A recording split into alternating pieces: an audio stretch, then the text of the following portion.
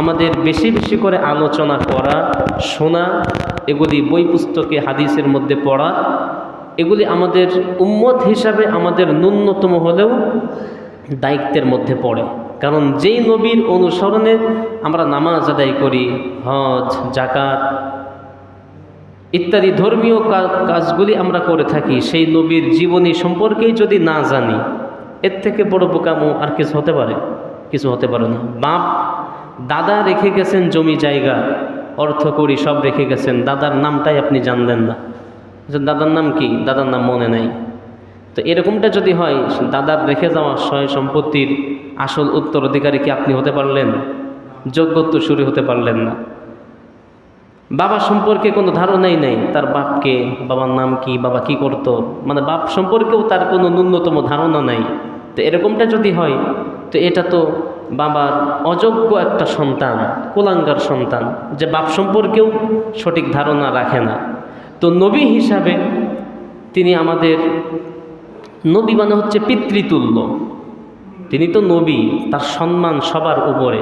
পিতাকে যতটুকুন আমরা সম্মান করি, মাকে বাবাকে যতটুকুন শ্রদ্ধা বা সম্মান করি, তার থেকেও অধিক সম্মান পাওয়ার যোগ্য কে? আমাদের নবী মুহাম্মদ সাল্লাল্লাহু আলাইহি সাল্লাম। এটা কি বানিয়ে বললাম যে মা বাবার থেকেও নবীর সম্মান যে বেশি? এটা হচ্ছে হাদিস। আল্লাহর নবী সাল্লাল্লাহু আলাইহি সাল্লাম বলছেন, লা ইউমিনু আহাদুকুম হাত্তা আকুনা আহাব্বা ইলাইহি মিন ওয়ালিদিহি ওয়া ওয়ালাদিহি ওয়ান নাসি আজমাইন।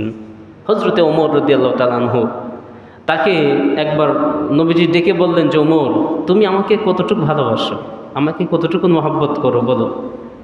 হযরতে ওমর বললেন, ইয়া রাসূলুল্লাহ, আমি ওমরের জান ব্যতীত পৃথিবীর যা কিছু আছে সব থেকে বেশি আমি আপনাকে ভালোবাসি। আমার জানের থেকে, শুধু আমার জান ব্যতীত, মানে জানের থেকে বেশি ভালোবাসি না, আমার জান ব্যতী রেখে আমার স্ত্রী, সন্তান, মেয়ে, আমার সহায় সম্পত্তি যা কিছু আছে সব থেকে বেশি হে রাসূল আমি আপনাকে ভালোবাসি। হযরত ওমরকে বললেন, ওমর, এখনও তুমি পরিপূর্ণ ঈমানদার হতে পারো নাই। বলছে কেন? বলছে পরিপূর্ণ ঈমানদার হতে হলে কি করা লাগবে? নবীজি সাল্লাল্লাহু আলাইহি সাল্লাম তখন বললেন, শোনো, লা ইউমিনু আহাদুকুম হাত্তা আকুনা আহাব্বা ইলাইহি মিন ওয়ালিদিহি ওয়া ওয়ালাদিহি ওয়ান নাসি আজমাইন। ওমর শোনো, ততক্ষণ পর্যন্ত পরিপূর্ণ ঈমানদার হতে পারবে না, কামিল মুমিন হতে পারবে না, যতক্ষণ না পর্যন্ত একজন মুমিন বান্দা সে তার আহাব্বা ইলাইহি মিন ওয়ালিদিহি